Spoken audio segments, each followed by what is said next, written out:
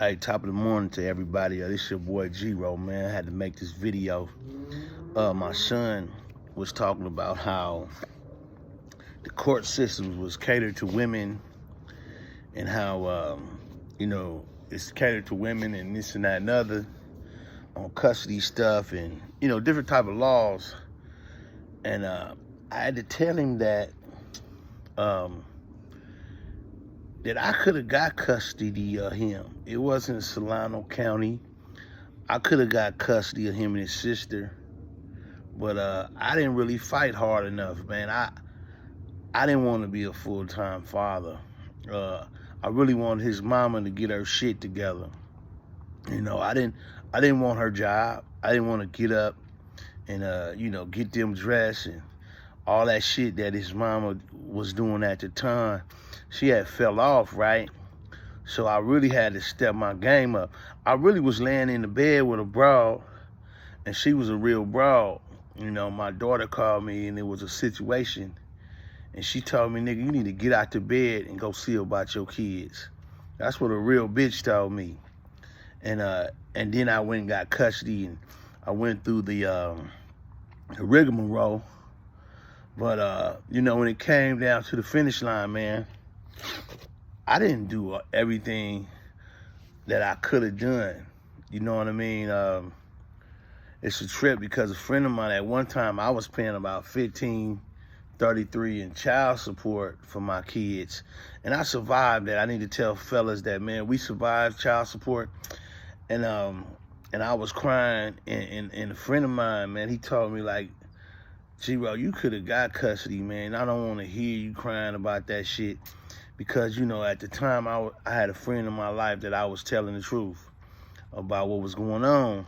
And I need to tell him that, man. I need to tell him that, man, you can go to the courthouse and you can sit in family court all day and you can watch the lawyers. And if you got some money, you can get you a lawyer and you can go to war and get your kids. But I ain't never wanted to be that dude, man. So I come in, full-time fathers, and all that, man. I just really wanted my baby mama to get her shit together. And that's what it was about. And that just was on my heart, man, and I had to tell my son the truth. And the reality is, right now, he 20, and he lived with me. So, the best advice I had at the time was that when he come back around, that I be available, and then I have somewhere safe for him to come to. And I did that, man.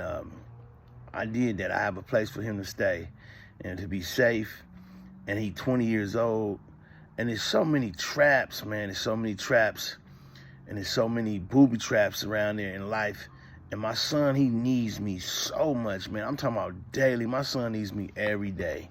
As a man, I know I'm raising him to be a man. I'm raising him to be a husband.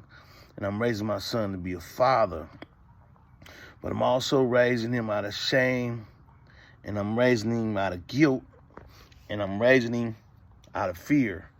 Because several of my peers has buried their sons. Several of my peers have sons doing life. It's a lot, man. So I'm afraid. So a lot of times the way I interact with my child is weird. It comes off weird. It comes off manic.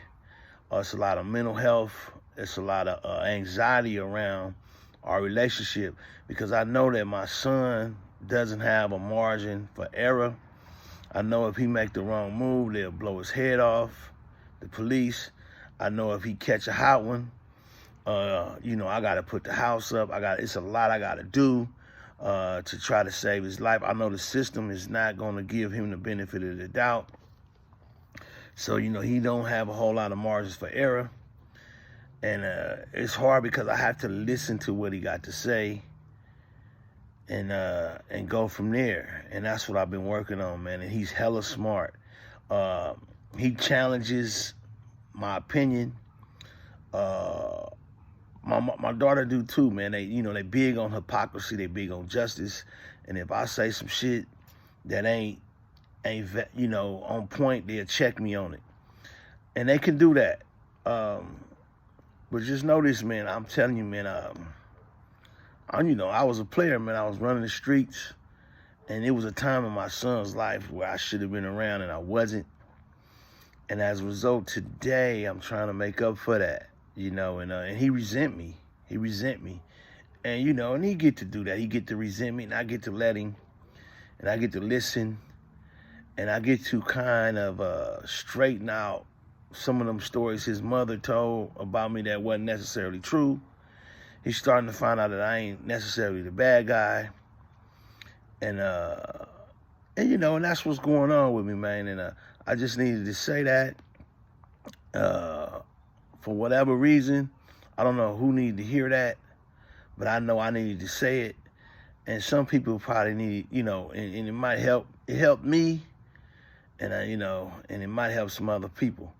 And I need to say, at top of the morning, have a good first football Sunday, and I'm out.